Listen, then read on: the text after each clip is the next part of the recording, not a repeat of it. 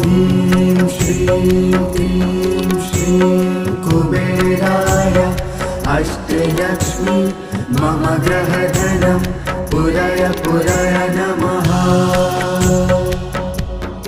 ॐ ह्रीं श्रीं क्लीं श्रीं कुबेराय अष्टलक्ष्मी मम ग्रहधनं पुरय पुरय